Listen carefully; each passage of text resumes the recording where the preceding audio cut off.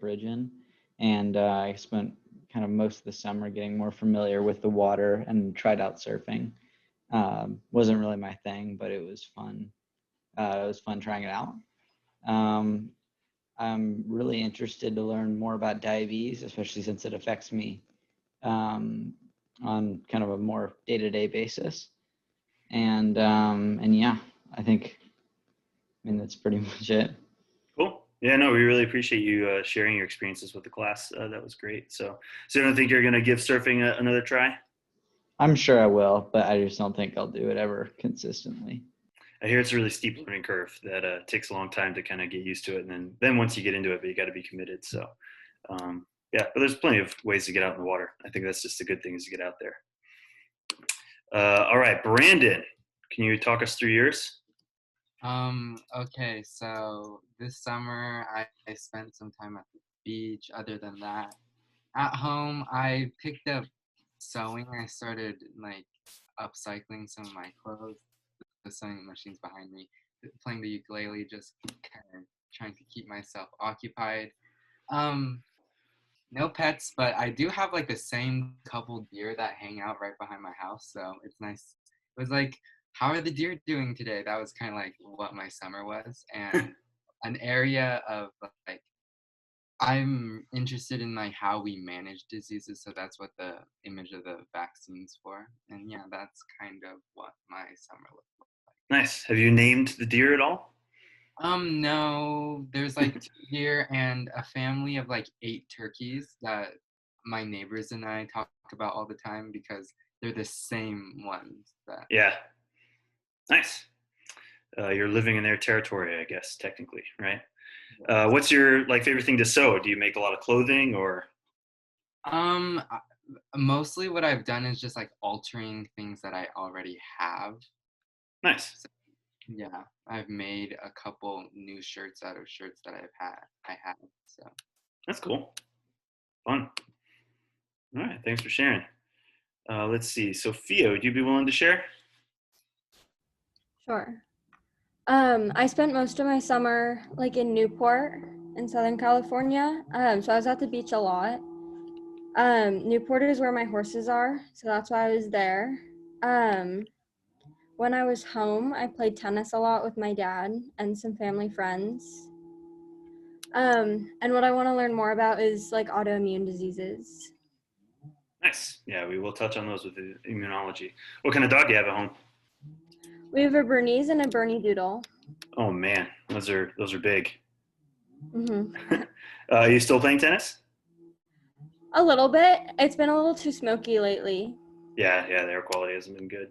To me, that's one of those like I feel like a good social distancing sport. I guess you do have to be careful with who's handling the actual tennis ball, but otherwise, I feel like that's one that is a safer out of the many options. So, awesome. All right, thanks for sharing. We'll stop there for today. We still got about 4 people, but we'll try to wrap them up. And Tammy, I still need a slide from you. So if you could throw one of those together or share it with me if you have not done so already, that would be good. Yep, so I'll share it with you. All right. Okay, thanks a lot for doing that. So let's get started on our new unit. I was looking over the discussion board posts that a lot of you made on the Bryson reading, which were awesome. Looks like a lot of you got curious about Typhoid Mary. We'll discuss a little bit more about that in a second. But right now, what I wanted to do is just throw you in some breakout rooms to share some of your resources. And hopefully you get thrown in with someone whose resource you didn't look at. But as it says on the tasks to complete list, and I forgot to mention this, but if you have not done so yet, as usual, please go to the Disease and Health homepage on Canvas and look up the tasks for U2L1. This is Unit 2, Lesson 1. On either under assignments or it's on the homepage in the weekly calendar. Just find today's date, which is the 2nd of October. And you'll see a list of what we're going to be doing today. I meant to elaborate a little bit more on grades as well. If you're not familiar with this already, I assume since most of you are upperclassmen, you are. But whenever you are on the page, I'm going to go into student view here. We'll make a big deal. But when you're on the Disease and Health homepage, if you look at the menu on the left side, you've got home, announcements, assignments, discussions, and grades. And this is something I encourage you to check out. If you click on grades, it pulls up a list of all the assignments we've had so far in this class and the score that you earned on them. Now, again, I'm still catching up on grading, so there might be some stuff that isn't listed. If you see the little dash, it just means I haven't graded it yet. But it will tell you if you haven't submitted something. So if something's missing or incomplete, Canvas is relatively smart about that stuff. And so it's good to check there, just make sure you've submitted everything that you need to. And you can usually see your total on the bottom as well. And sometimes if I've written a comment or something like that as well, you can see that. So good tool if you're wondering about what you might be missing or anything like that to check out. And again, I'm going to do my best over this weekend to update grades. On the feedback survey in particular, make sure you type done in your response to that. I know that was a while ago, but I've been noticing some students forgot to that one little step. Okay, so let's get into breakout rooms. What I'm going to do is a quick little speed meeting like we've done before, where you'll just be in there for about 4 minutes. And on the tasks to complete list, this is step 3. Just check in with whoever you're with, and then do a kind of a quick summary of what struck you from the Bryson reading or the resource you found and what it related to. And again, hopefully you're in a room with someone different from who you might have responded to on the discussion board. Okay, rooms are open. We'll come back together in about 4 minutes. Go for it.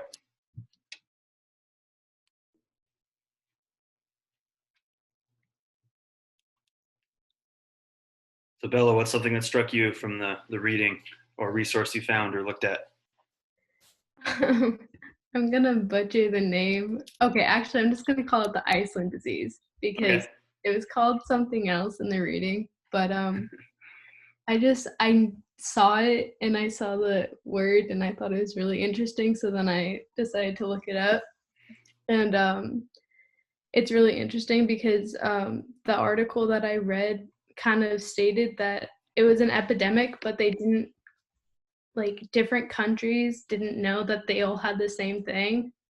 So it was all named different things, kind of unlike COVID. Yep. I thought that was cool. And they connected it all by just like the similar symptoms that everyone had. Yeah. That's another kind of phenomena of this modern age we live in now, where everything's kind of globalized. And so it's really interesting that, now in the past, there were so many disease outbreaks, but since there wasn't much communication, wasn't the internet to look things up, everything got named differently. And they slowly discovered as communication got better that all these diseases were the same. So you make a good point there. Gabby, tell me about the Radiolab podcast that you found.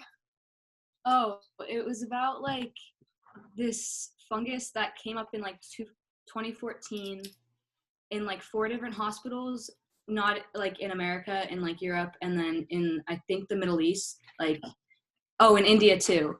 So it was like they were trying to figure out why it came up in like all these different places at the same time. And it kind of goes back to like the time of the dinosaurs and like animals and like how fungi like get killed. It was like, it's hard to explain right now, but it was like super interesting. Yeah, nice. Rory, what you learned about the Heartland virus? I found it interesting that like only pops up in certain states and during certain months too. Only a certain, like, it was the Lone Star tick is the only one that carries it. Mm-hmm. Usually, like, the people that die have a lower white blood cell count, and makes them a little more vulnerable.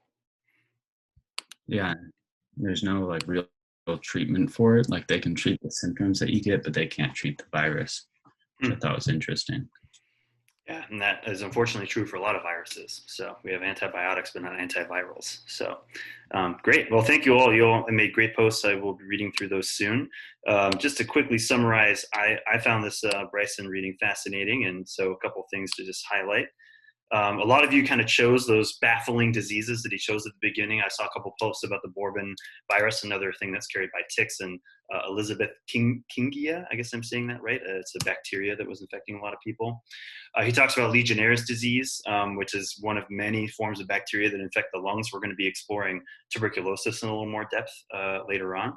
But this also manifests in other sort of aches and pains. Anytime you have bacteria living in you, it's a bad thing. What I liked, Bryson kind of summarized really well epidemics and the idea that epidemics really only require 4 things, right? It depends on how lethal it is, how well it can be how well it can find new victims, how hard it is to contain, and how vulnerable it is to treatment or vaccines. So the scary, one that everyone hears about is Ebola, but he makes a good point about how Ebola actually hasn't been able to become a true epidemic. And it's kind of a scary reason, but did anyone remember what's the reason why Ebola hasn't been able to spread globally? Because it kills so fast that people avoid it. Yeah, it completely incapacitates and then kills its victims in less than 10 days. And so it hasn't been able to successfully spread. So it's funny that when we look at that requirement of how lethal it is, most people think, oh, like an epidemic is going to be something really lethal. That's actually not true. The things that become epidemics are often the things that linger in the body for longer, that make you sicker for longer. Those are the ones that spread really well. So everyone's familiar with the cold, right, and getting rhinovirus, but he makes a good point about the disease that we all really need to be worried about is the flu. Because it's not all that lethal, though it does kill people eventually. It's really good at spreading. It kind of meets these requirements a lot more, which is why every year we have a flu season, right? And it's constantly morphing. So we come out with a vaccine, but it's literally a race against time. And we'll talk a little bit more about this, but medical research is pretty much taking a guess, right? They kind of guess what kind of a genus of flu is going to be coming out, what form of it, and then they try to put that vaccine out, and sometimes they get it right, sometimes they don't. But not surprisingly, what's the epidemic we're all going through right now?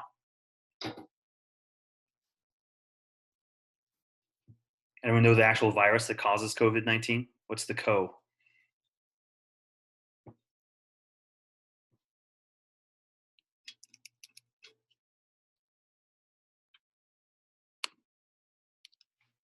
Did I lose everybody?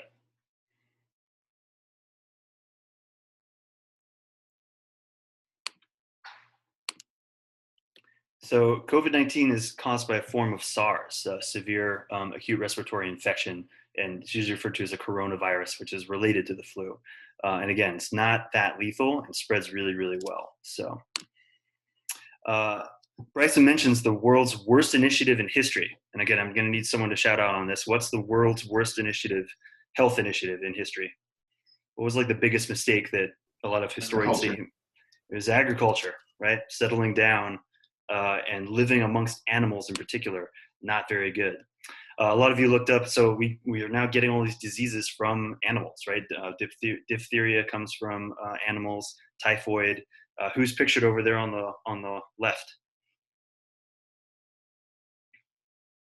Some of you looked up this person. Typhoid Mary. Like Typhoid Mary or whatever. Yep, yeah, Mary. I think it's, I'd say Malone. I'm not sure how to pronounce her last name, but yeah, kind of unwittingly, she was a super spreader. She had no symptoms, but the problem is she kept taking these cooking jobs and not washing her hands. So spread it amongst a lot of people. We'll talk about a lot of these outbreaks, Spanish flu, measles, Black Death, but by far the most deadly viral outbreak in history has been smallpox, which is pretty crazy to think that it has now been pretty much eradicated. Though it is freaky that there are still samples on ice in the US and Russia, and people stumble across old samples still in old hospitals and sunk ships and things like that. It's kind of crazy where it can survive. And again, he concludes on tuberculosis being one of the leading infectious diseases now. And so we'll take time to touch on that as a form of bacteria. Okay, but I want to throw the ball in your court for a little while here. We're going to do a short activity where I would like you to split into groups. So I'm going to put you into breakout groups of 4. And you'll open up the Google Sheet on the tasks to complete list that is associated with your group number. I think you can see the name of your room. And what I'd like you to do first, and you should all have the ability to edit it. So again, if you're in breakout group 1 or room 1, then you're going to open up the number 1 Google Sheet and so on. List as many diseases as you can together. I'll give you about 5 minutes to do that, and then we'll come back together, do a little share, and then we're going to try to organize them. So, all right, rooms are open. You have access to the Google Sheets there. We'll come back together in 5 minutes. So that is infectious disease is the same as communicable disease. And what often makes us sick is referred to as pathogens. So that's the first thing I want to kind of talk about is what are pathogens? Anything that is disease causing in an infectious way is a pathogen. They can be broken into 2 broad categories, which is literally living and non-living. Living includes bacteria, fungi, and parasites of various kinds. Non-living includes viruses. Does anyone know off the top of their heads why viruses are considered non-living? There's one thing in particular they can't do alone. Does anyone know what it is? They need a host to survive. They need a host to survive, but more importantly, They can't reproduce. that survival is dependent upon reproduction. And so that's what, you're exactly right, that to survive they have to reproduce, and to reproduce they have to have a host, they have to have a cell they can take over. Viruses also apparently have no metabolic rate at all. They're not digesting anything to stay alive, they're just infecting the cells. And prions we'll talk about today, they're really scary. They're basically infectious proteins. So the broad kind of four major categories of pathogens, again, you all came up with good groupings and those are all valid. But the kind of most common ones you see are viruses, so viral infections, fungal, parasites, and bacteria. And as far as I understand, prions kind of get lumped in with viruses as an example of a non-living source of infection. And there's a whole bunch of different examples that you'll kind of get familiar with. And a lot of you were listing different diseases like this, classifying them. Here are a couple images. So this is the rotavirus. This is the most common cause of bacteria or diarrhea that gets into your intestinal tract. Filaria is just another type of parasite. It's a parasitic worm. There are lots and lots of worms that are highly specialized to infect the human body and other mammal bodies. It's Mycobacterium tuberculosis, as the name implies, causes tuberculosis or TB when it gets into the lungs. Candida albicans is a fungus. This is the most common source of yeast infections, which happens in sexual organs, but can also occur in other parts of the body. In terms of size comparisons, parasites can be pretty big, especially parasitic worms. I mean, they're so big that they're visible usually. Prions obviously are proteins, they're extremely small. But I think what a lot of people don't realize is viruses are also extremely tiny, right? They're infecting our cells, and bacteria are too. I think, you see so many biology books that compare the anatomy of the cells pictured together and they've blown up the bacterial cell. But in reality, the actual size of a bacterial cell compared to a normal eukaryotic cell, which is what we have, is very, very small. And this is why they're able to get in to our systems and wreak a lot of havoc. Okay, so let's just cover the basics of the pathogens. Bacteria are single-celled living organisms. They're prokaryotic, meaning they have no nucleus. They have simple rings of DNA. They usually have a hard outer cell wall, and that's one thing that makes them really hard for our immune system to kill them. They're very well protected, and a lot of antibiotics work by destroying that cell wall that's around them. They tend to be single-celled. There's a whole variety of them. We have a ton of friendly bacteria in our bodies, which is another reason why your immune system has to be able to figure out, okay, well, what bacteria are welcome and should be here, and which bacteria are harmful. And that's another reason why some harmful bacteria are able to get into our bodies. They cause a bunch of different things. Pneumonia is probably the #1 killer of bacterial diseases, but everything from botulism to Lyme disease carried by ticks is all caused by bacteria. We do have a way to treat them, which is antibiotics, really revolutionary mechanism in fungi that they discovered a fungus, penicillin in particular, that was able to kill bacteria. And so now we use those a lot to treat bacterial infections. Viruses, as I mentioned, are just tiny agents or particles. They're technically not living. I mean, it says open to debate here, but they have no metabolic activity at all. They're not using ATP. They can't reproduce outside on their own. And so technically don't meet the requirements of living things. They have to infect living things to continue to survive.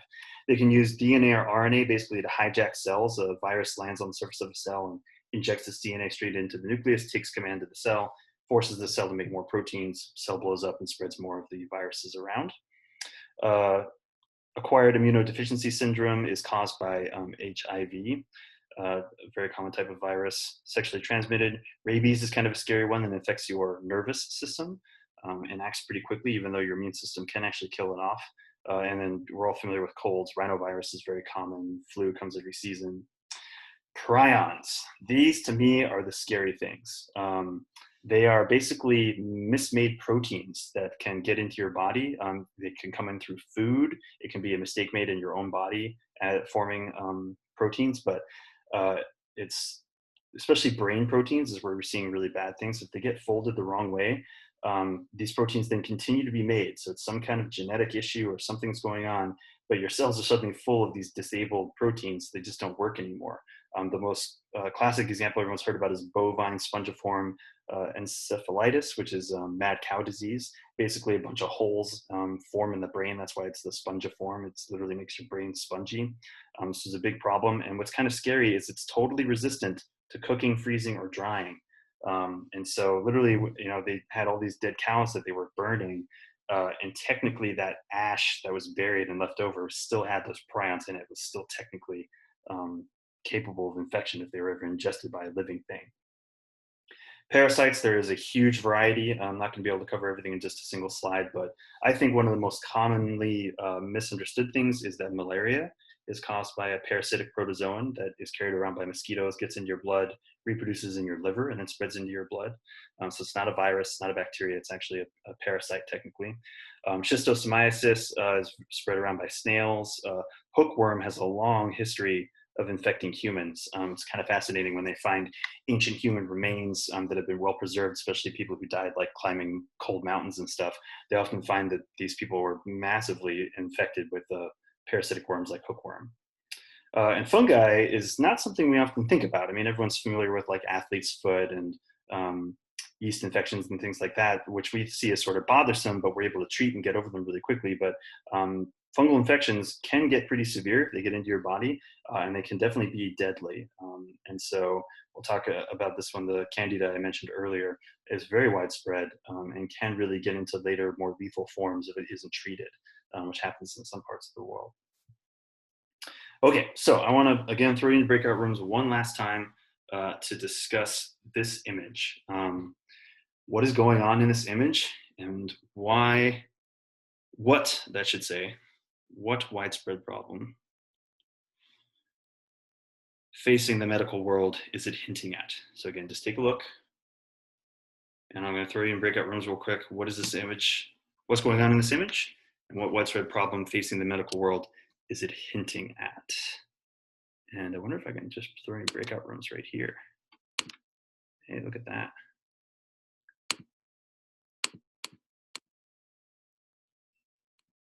All right, rooms are open. Go for it.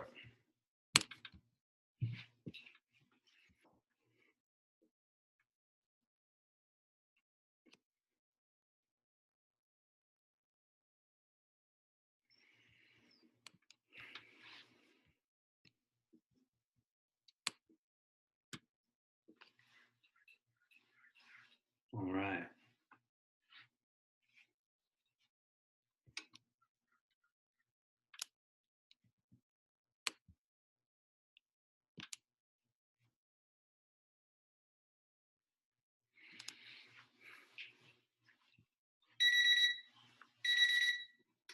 So Joy, what do you think? Why is Batman slapping Robin in that little image there?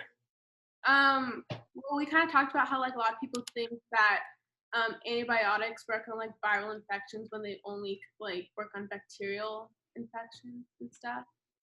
Yeah. Yes, indeed. Everyone in agreement on that?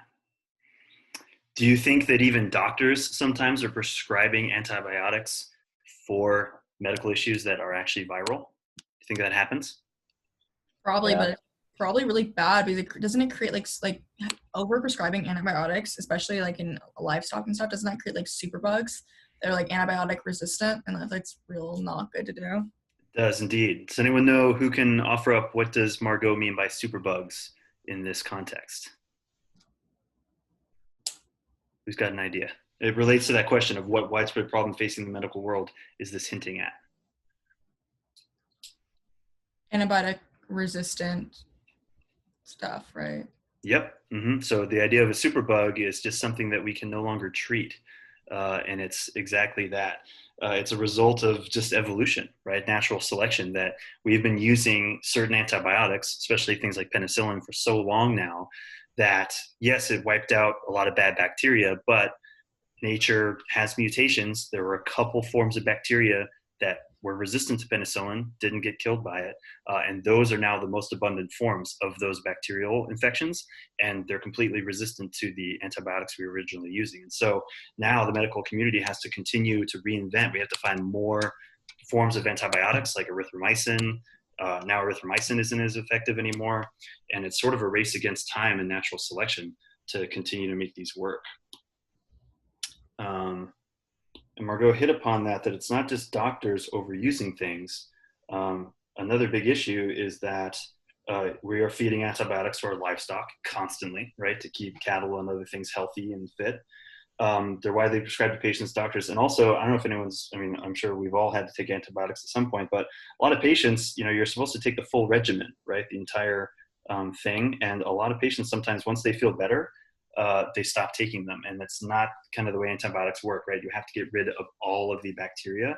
And by stopping at a certain point, you're giving that bacteria time again to make sure that any mutants that were somewhat resistant then suddenly can reproduce and recover and come back. And so, yeah, superbugs, we're seeing more antibiotic resistant bacteria. In fact, again, TB, tuberculosis, there are now numerous forms of multi-drug resistant tuberculosis where we literally have no treatments that work against them. And it's a big problem now in prisons in particular, where you've got a lot of people housed together. There's not very much medical support for them. And it's becoming a big problem where these diseases are evolving and getting really effective. So to me, that's scary. And it's something that the medical community has to be aware of. And we'll explore that a little bit later too. So, all right, so let's talk about some of the ones that end up in the news, right? We often hear, we've been covering non-communicable diseases, but that's not what you usually hear about, right? Everyone's talking about things like Ebola, right? This is what everyone's afraid of getting. Ebola has been rampant across Western and Central Africa. It's a really scary disease. It's a virus that gets into the body. It causes a lot of hemorrhaging, which means your cells basically fall apart. You start to bleed from different places. It's scary to hear about. A lot of bad skin problems as well. It has early stages and advanced stages, and it happens pretty rapidly. But again, there's diarrhea, vomiting, there's bleeding from all kinds of different sources.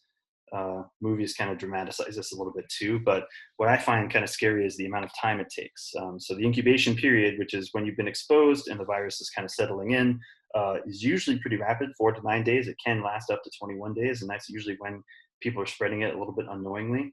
But then once symptoms start, the very first ones, it's usually a fever and flu-like symptoms. That's it. Then 6 to 10 days later, they have passed away. And so kind of freaky. But another reason why it hasn't spread that quickly, though, because it just kills people a little bit too quickly. Zika virus, you might have heard of, I think it was a year ago or 2 years ago now. This is, I think, from 2014, actually. But this broke out in South America and was a virus that was infecting pregnant women. And it caused microcephaly, meaning that the skull and brain of these newborn babies was a little too small. And so they had a couple of different sort of defects from that. Measles is one that's been in the news lately in the US. This is something that used to be rampant. There's a vaccine against measles. We pretty much wiped it out, but now it's sort of making a comeback because we're not vaccinating for it anymore, or a lot of people choose not to get vaccinated. It's a mouth and throat infection, and it develops a lot in children in particular, and spreads really easily through the air because you're coughing, sneezing, talking. There was a breakout back in 2014 in Disneyland in Phoenix. One family got exposed and then kind of started to spread it around even in rural areas. But again, they've had measles outbreaks in a lot of different states. This was kind of all over the news a couple of years ago. But a majority of the people who had measles had been unvaccinated for it. There's some people who just opt out of receiving the vaccine. And it kind of gets to that idea of herd immunity. These are things we'll explore in light of COVID-19 too. So you're going to do a reading tonight that's going to get into a lot more detail about bacterial infections in particular, but always come back to this idea of epidemics, right? What makes a certain pathogen effective in making people sick and spreading? And it's all about the transmissibility, right? How well can it find new victims, new hosts to get into? How is it transmitted, right? What's the ease of it moving from one person to another? And that kind of gets at how hard it is to contain, right? If something's easy to contain, then we can usually shut it down. But if it isn't, and nowadays with modern air travel and stuff, it's getting harder and harder to do that. And then the virulence, right? Which is just how much damage is caused by the infection, how rapidly does it need to be treated? We'll explore these in a lot of new ways as well.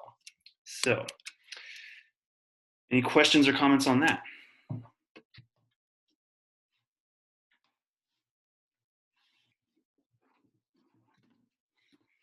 Okay, homework is on the bottom of the tasks to complete list. There's 2 things I'd like you to do. One is an ed puzzle. It's just a YouTube video you'll watch that has, I think, 4 or 5 questions in it to answer. They're all multiple choice. It is a graded assignment on Canvas. If you can't get the ed puzzle to work, it's okay. Just watch the video. I have a link to the video on the assignment as well. You can just watch that and just say, watch the video. You are going to have your first reading from this textbook, The Clinical Microbiology Made Ridiculously Simple. Hopefully most of you have this. If you don't, it's okay. I included a digital scan of the pages from this on the assignment, so you can look at those. I will warn you, this, even though it's called Clinical Biology Made Ridiculously Simple, it's still a little dense, the reading. So I will keep the questions in the reflection relatively simple and straightforward. Don't feel like you have to understand every single thing in this. You're only going to read the first 4 pages of chapter 1 and the first 4 pages of chapter 2, and we'll come back together to discuss and analyze this. But you'll be learning specifically about how bacteria make us sick. Questions on the homework? All right, that's it for me, kids. I'll hang out if anyone has any individual questions. Otherwise, thank you very much. Enjoy the weekend. Thank you. Bye. Thank you.